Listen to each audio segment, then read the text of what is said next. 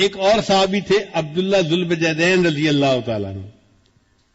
نام عبداللہ تھا، مگر مدینہ طیبہ سے تھوڑے سے فاصلے پر ایک بستی میں رہتے تھے. والد فوت ہو گئے تھے تو چچا ان کی کفالت کرتے تھے، اور چچا نے ان کو بڑے محبت سے رکھا تھا. کھانا بھی اچھا دیتا تھا اور بہترین لباس دیتا.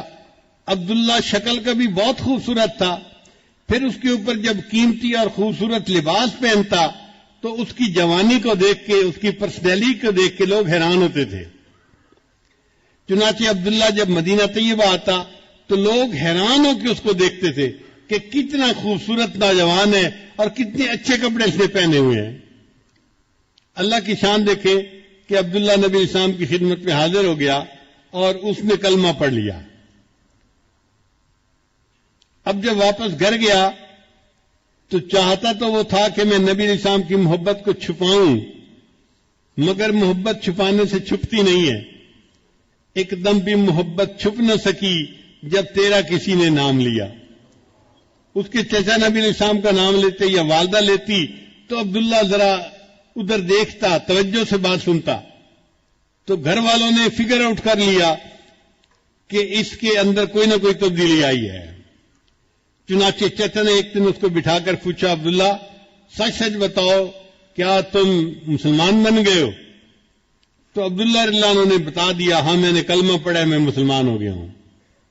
چچا کو بڑا غصہ آیا. اس نے کہا کہ میں اتنا پیسہ خرچ کرتا ہوں، تمہیں بہترین غذا دیتا ہوں، تمہیں کھانا دیتا ہوں، لباس دیتا ہوں، اور تو ایسا نمک حرام کہ ہم اپنے ماں باپ کے دین پہ جمے ہوئے ہیں، تو ہمارے دین کو چھوڑ کے چلا گیا.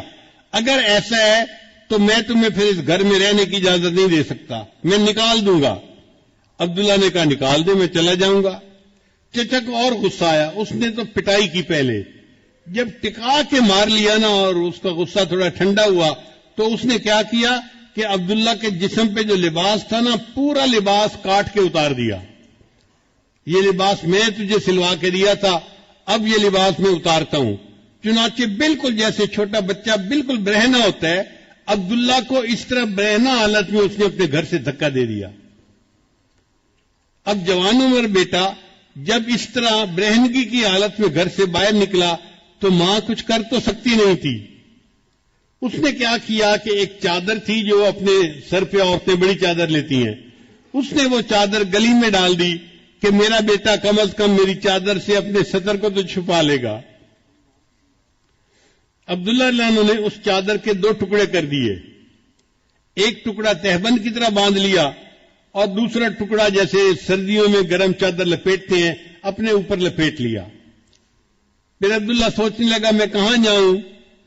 تو دل نے کہا کہ جن کی خاطر یہ سب کچھ میرے ساتھ پیش آیا ہے اب مجھے انہی کے پاس جانا ہے. چنانچہ عبداللہ رضی اللہ تعالیٰ عنہ مدینہ طیبہ آئے. فجر کے بعد کا وقت ہے. نبی علیہ السلام مسجد میں تشریف فرمائے ہیں اور صحابہ سے گفتگو فرما رہے ہیں. اللہ کے حبیب صلی اللہ علیہ وسلم نے دور سے عبداللہ کو آتے ہوئے دیکھا تو محبوب صلی اللہ علیہ وسلم نے پہچان لیا یہ وہی نوجوان تھا جو اتنے خوبصورت لباس پہنتا تھا، لوگ اس کی طرف آنکھ اٹھا کے دیکھتے تھے. آج 2 چادروں میں لپٹا ہوا آ رہا ہے، دونوں جہاں کسی کی محبت میں ہار کے وہ آ رہا ہے کوئی شب غم گزار کے.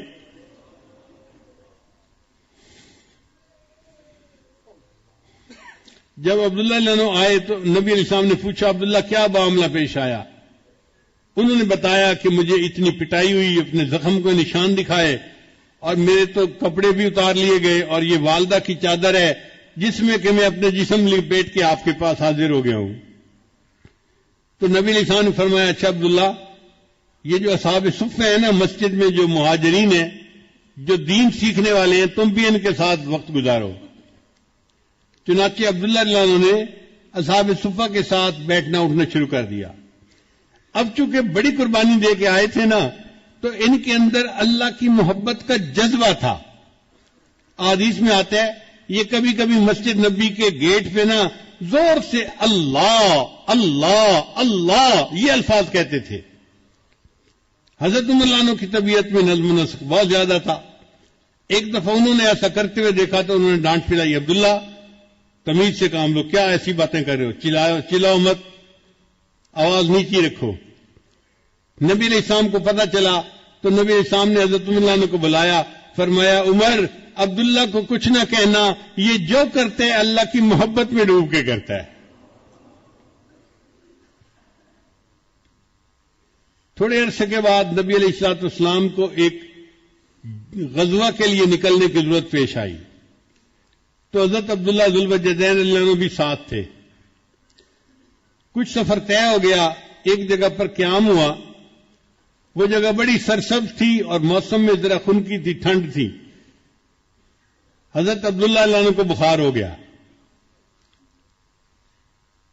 اللہ کے حبیب صلی اللہ علیہ وسلم کو جب پتہ چلا کہ عبداللہ اللہ عنہ کو بخار ہو گیا ہے تو نبی علیہ السلام نے ارادہ کیا کہ میں ان کی تباہ پرسی کے لیے جاتا ہوں. چنانچہ ابو بکر, عمر, عثمان یہ سب ساتھ ہیں اور نبی علیہ السلام عبداللہ عنہ کی تیمارداری کے لیے آئے.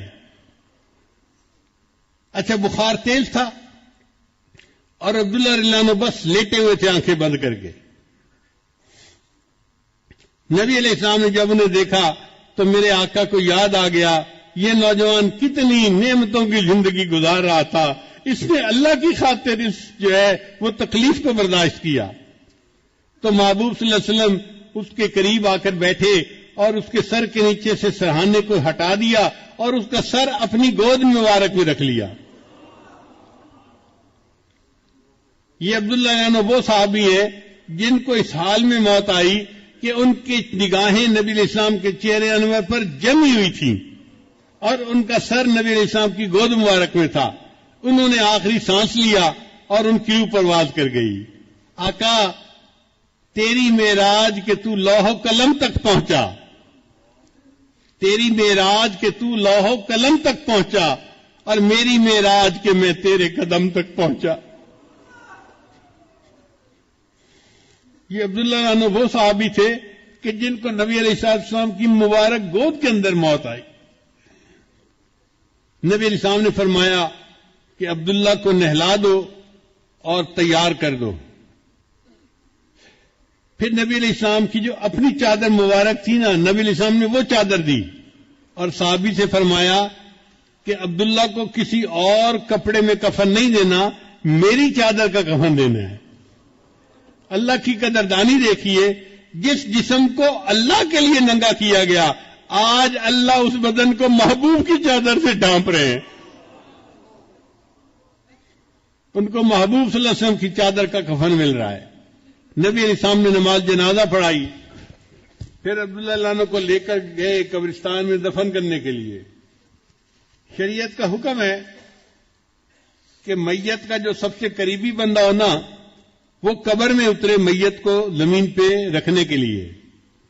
اب عبداللہ کا تو کوئی رشتہ دار تھا ہی نہیں وہاں, تو نبی علیہ السلام نے فرمایا کہ عبداللہ کو قبر میں اتاروں گا.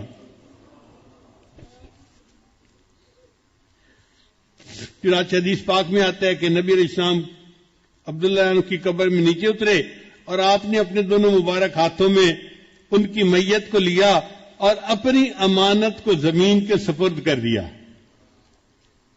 پھر ان کی میت کو زمین پر رکھتے ہوئے نبی علیہ السلام نے ایک بات کہی. اس بات کو سن کے تو عمر عنہ وجد میں آ گئے. کیا بات کہی؟ نبی علیہ السلام نے یہ بات کہی, اے اللہ میں عبداللہ سے راضی ہوں, تو بھی عبداللہ سے راضی ہو جانا. حضرت عمر عنہ یہ واقعہ سنایا کرتے تھے اور تمنا کیا کرتے تھے کاش عبداللہ کی جگہ عمر الخطاب کی لاش ہوتی اور محبوب یہ فرماتے اے اللہ میں اس سے راضی ہوں, تو بھی اس سے راضی ہو جانا. اللہ کی قدردانی کی انتہا دیکھیے. اللہ کرے کہ ہمیں اللہ تعالی اپنی ایسی محبت عطا فرمائے کہ ہمارا دل اللہ کی محبت سے بھر جائے, ہمارا اٹھنا بیٹھنا چلنا پھرنا کھانا پینا سب کچھ اللہ کے لیے ہو جائے.